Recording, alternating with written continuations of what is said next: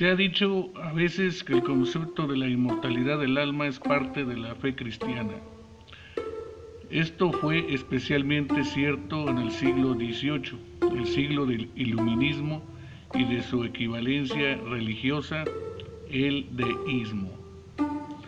Según los dictados del iluminismo, la fuente de toda verdad debía buscarse en la razón y no en la revelación divina. Se decía que las tres grandes verdades de la teología natural que podían descubrirse por medio de la razón eran la existencia de Dios, la importancia de la virtud y la inmortalidad del alma.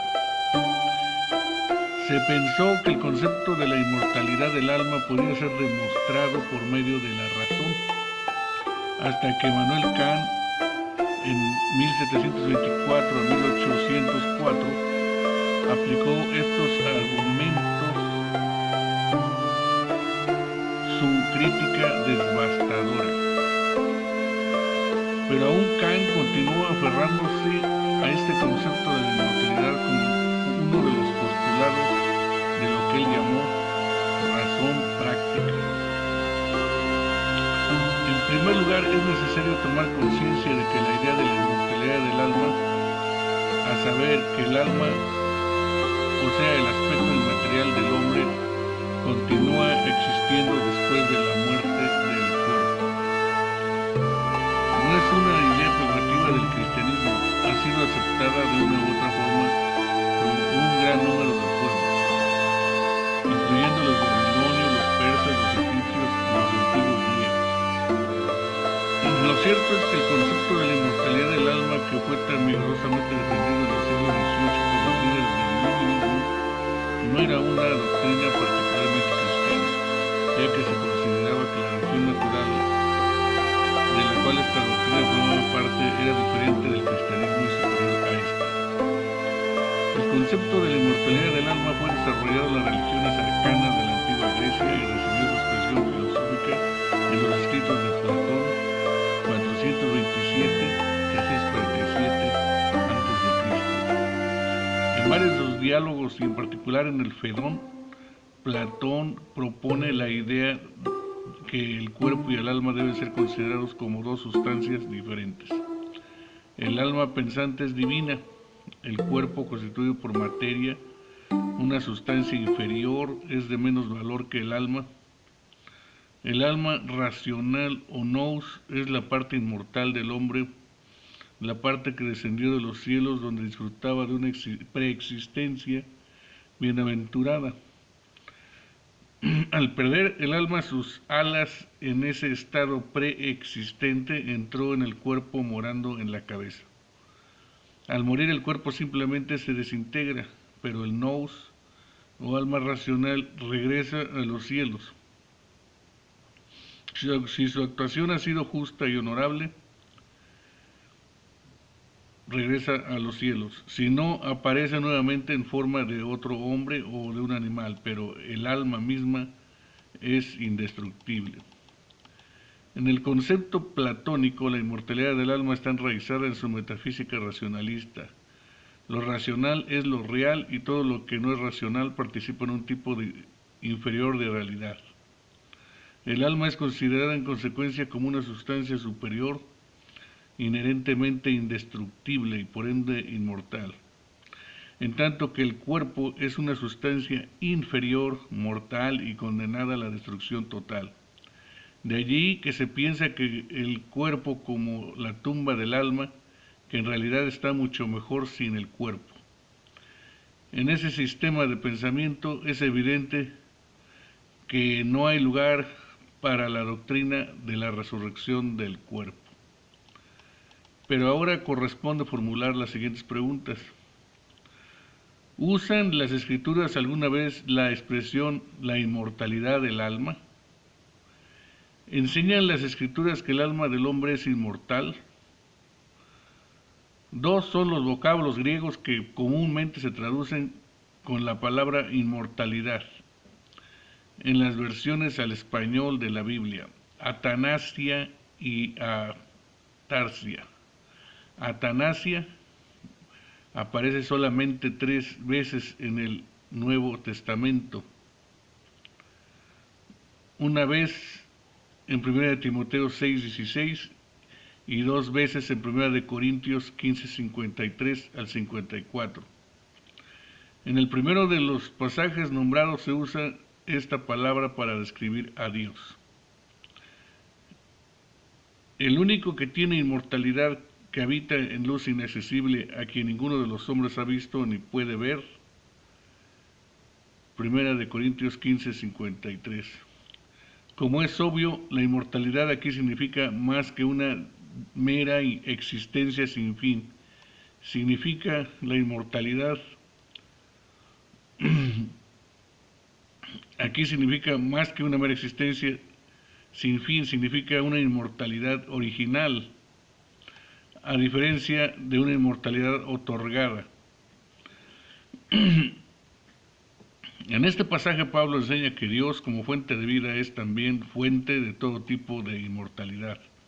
En ese sentido, Dios es el único que tiene inmortalidad.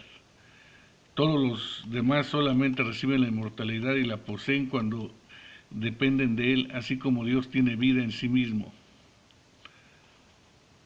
Juan 5:26. Del mismo modo, tiene inmortalidad en sí mismo. Los otros 2 lugares en que se usa la palabra atanasia aparecen en rápida sucesión.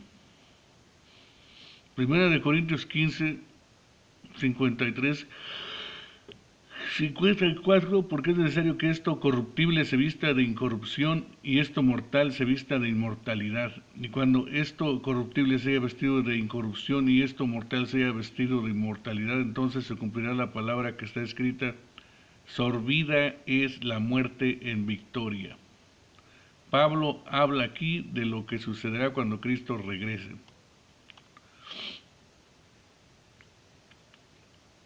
Véase el versículo 52. Las palabras recién citadas se aplican tanto a la transformación de los creyentes que todavía vivan cuando Cristo regrese, como a la resurrección de los muertos que sucederá entonces. Y dado que lo corruptible no puede heredar lo corruptible, como Pablo ha dicho, debe darse un cambio de este tipo. 3 cosas respecto a la inmortalidad que este pasaje habla. Número 1, la inmortalidad aquí mencionada le es atribuida solamente a los creyentes. Pablo no dice nada en este pasaje respecto a los no creyentes. Esta inmortalidad es un don que recibiremos en el futuro. Número 2, el tipo de inmortalidad de que aquí se habla no es una posesión presente de todos los hombres, ni siquiera de todos los creyentes, sino una dádiva que se dará en la parusía. Tercero, la inmortalidad descrita en este pasaje es una característica no solamente del alma, sino de la persona entera. La verdad es que si el énfasis recae en alguna parte, lo hace en el cuerpo, dado que el pasaje habla de la resurrección del cuerpo. No hay aquí alusión alguna a la idea de la inmortalidad del alma. La otra palabra comúnmente traducido con término inmortalidad, a saber, aftarsia, aparece 7 veces en el Nuevo Testamento. En Romanos 2:7 se la usa para designar a la meta a la que aspiran los verdaderos creyentes. Y en 2 Timoteo 1:10 para referirse a lo que Cristo sacó a luz. En 1 Corintios 15, el gran capítulo paulino sobre la resurrección, aparece 4 veces. En el versículo 50 se usa para describir aquellos que lo corruptible o perecedero no pueden heredar. En el versículo 42 se le utiliza para comunicar el hecho de que si bien el cuerpo es sembrado en corrupción, será resucitado en incorrupción. En el versículo 53 y 54, la palabra es usada para describir la incorrupción. Lo imperecedero con el cuerpo presente, aquí llamado corrupción, deberá ser revestido en la resurrección. En ninguno de estos pasajes se aplica esta palabra al alma. El adjetivo procedente del vocablo recién mencionado, aptartos, también es usado 7 veces en el Nuevo Testamento. Se lo usa para describir a Dios. Romanos 1:23, 1 Timoteo 1:17, el cuerpo resucitado, los muertos serán resucitados incorruptibles. 1 Corintios 15:52, la corona por la cual Pablo se esfuerza. 1 Corintios 9:25, el incorruptible ornato de un espíritu afable y apacible. La simiente incorruptible de que hemos renacido. 1 Pedro 1:23, y la herencia incorruptible que está guardada para nosotros en el cielo. No hay ocasión alguna en que esta palabra sea utilizada para describir el alma. Llegamos entonces a la conclusión de que las Escrituras no utilizan la expresión la inmortalidad del alma. Pero esto deja todavía lugar para la siguiente pregunta. ¿Enseña la Biblia de alguna manera que el alma del hombre es inmortal? Algunos teólogos reformados han usado y defendido la expresión la inmortalidad del alma como apta representación de un concepto que no está en conflicto con la enseñanza de la Escritura. Juan Calvino, por ejemplo, enseña que Adán tenía un alma inmortal y habla de la inmortalidad del alma como una doctrina aceptable. Al mismo tiempo, sin embargo, él admite que la inmortalidad no es inherente a la naturaleza humana, a la naturaleza del alma, sino que es impartida a la misma por Dios. Archibald Alexander Hodge, es un libro publicado originalmente en 1878, presenta varios argumentos para defender la doctrina de la inmortalidad del alma. William G. T. Shedd, en una obra publicada originalmente en 1880, dice lo siguiente respecto al tema. La creencia en la inmortalidad del alma y su existencia separada del cuerpo después de la muerte era característica del orden de cosas del Antiguo Testamento, así como del Nuevo. Del mismo modo, Louis Berkop dice, esta idea de la inmortalidad del alma está en perfecta armonía con lo que la Biblia enseña acerca del hombre, tras lo cual procede a dar diversos argumentos tanto de la revelación general como de la Biblia para apoyar este concepto. La posición de Herman Bavinck es, empero, considerablemente más cauta en este punto. Él llama a la doctrina de la inmortalidad del alma artículos mixtos, cuya veracidad es demostrada más por apelación a la razón que a la revelación. Y hace el comentario adicional que la teología, bajo la influencia de Platón, dedicó mucha atención que la Biblia a la inmortalidad del alma. Y luego dice, las Escrituras nunca la mencionan. La inmortalidad del alma, concretamente, nunca proclaman este concepto como revelación divina, y en ninguna parte la colocan en primer plano, y mucho menos hacen un esfuerzo por argumentar la verdad de este concepto, sostenerla frente a sus oponentes. En concordancia con Bavinck, G. C. Cower rechaza la idea de la inmortalidad del alma, rechaza la idea que la inmortalidad del alma sea una doctrina peculiarmente cristiana, afirma que la Escritura nunca se preocupa con un interés independiente por la inmortalidad como tal, y menos todavía por la inmortalidad de una parte del hombre que desafíe y sobreviva a la muerte bajo toda circunstancia, y respecto a la cual podemos reflexionar aparte de la relación del hombre con el Dios vivo. ¿Cómo hemos de evaluar estas reacciones aparentemente contradictorias de los teólogos reformados? ¿Estamos de acuerdo con la idea de que la inmortalidad del alma está en perfecta armonía con lo que la Biblia enseña acerca del hombre? En relación con ese tema, corresponde ahora hacer las siguientes observaciones. Como hemos visto, las Escrituras no usan la expresión en la inmortalidad del alma. La palabra inmortalidad es aplicada a Dios, a la existencia total del hombre en el momento de la resurrección y a cosas tales como la corona imperecedera o la simiente incorruptible de la palabra, pero nunca al alma humana. Las Escrituras no enseñan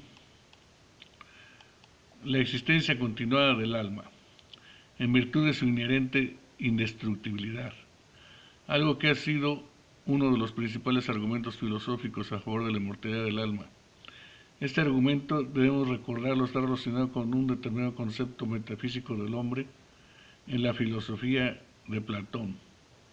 Por ejemplo, el alma es considerada indestructible debido a su participación en una realidad metafísica superior a la del cuerpo. Se la considera una sustancia increada, eterna y por lo tanto divina. Pero las escrituras no enseñan tal punto de vista respecto al alma.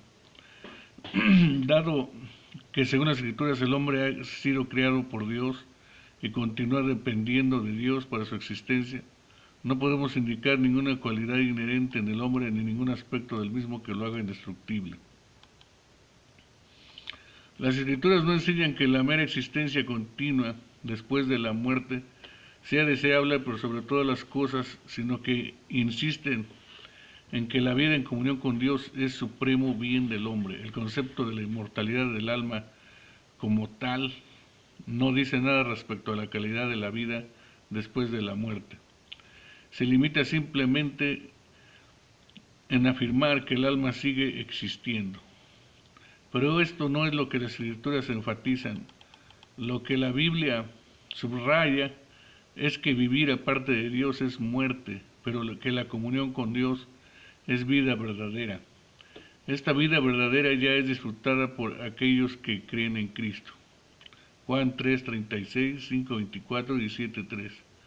La vida en comunión con Dios seguirá siendo disfrutada por los creyentes después de la muerte, como lo enseña Pablo en Filipenses 1:21-23 y en 2 Corintios 5:8 y 13. En ese tipo de existencia después de la muerte, de las Escrituras ponen delante de nosotros como un estado digno de desearse sobre todas las cosas. También enseñan que hasta aquellos que no tienen esta verdadera vida espiritual continuarán existiendo después de la muerte. Su continuada existencia, sin embargo, no será feliz, sino de tormento y angustia. Segunda de Pedro 2:9. Véase también Lucas 16:23-25. Las Escrituras, por lo tanto, introducen una nueva dimensión en nuestro modo de pensar respecto a la vida futura. Lo que para ellas es importante no es el mero hecho de que las almas continúen existiendo, sino la calidad de dicha existencia. Las Escrituras exhortan a los hombres a venir a Cristo para tener vida y así huir de la ira venidera. Ellas pronuncian severas advertencias en contra de caer en las manos del Dios vivo. Las Escrituras también advierten en contra de cualquier concepto de la inmortalidad del alma que oscureciera la seriedad del juicio divino sobre el pecado o que negara la verdad del castigo eterno para los pecadores impenitentes. El mensaje central de las Escrituras respecto al futuro del hombre es el de la resurrección del cuerpo. Es en este punto que vemos una divergencia radical entre el concepto cristiano del hombre y el punto de vista general que tenía la filosofía griega, la de Platón en particular. Como hemos visto, los griegos no hacían lugar en su pensamiento para la resurrección del cuerpo. El cuerpo era vista como una tumba del alma y la muerte era vista como una liberación de la prisión. Esta comprensión del hombre, sin embargo, es bien diferente de la enseñanza bíblica. Según las Escrituras, el cuerpo no es menos real que el alma. Dios creó al hombre en su totalidad, cuerpo y alma en unidad. Tampoco es el cuerpo inferior al alma, o no esencial para la existencia verdadera del hombre. Si así fuese, la segunda persona de la Trinidad nunca podría haber asumido una naturaleza genuinamente humana, con un cuerpo genuinamente humano. En el pensamiento bíblico, el cuerpo no es una tumba para el alma, sino un templo del Espíritu Santo. El hombre no está completo sin el cuerpo. En consecuencia, la futura bienaventuranza del creyente no es simplemente la existencia continua de su alma, sino que incluye en su aspecto más rico la resurrección de su cuerpo. Esa resurrección será para los creyentes una transición a la gloria en la cual nuestros cuerpos vendrán a ser semejantes a cuerpos, al glorioso cuerpo de Cristo. Llegamos entonces a la conclusión que el concepto de la inmortalidad del alma no es una doctrina distintivamente cristiana. Más bien lo que es central en la escatología bíblica es la doctrina de la resurrección del cuerpo. Si deseamos usar la palabra inmortalidad con referencia al hombre, digamos que es el hombre y no solamente su alma quien es inmortal. Pero el cuerpo del hombre tiene que experimentar una transformación por medio de la resurrección antes de poder disfrutar plenamente de esa inmortalidad.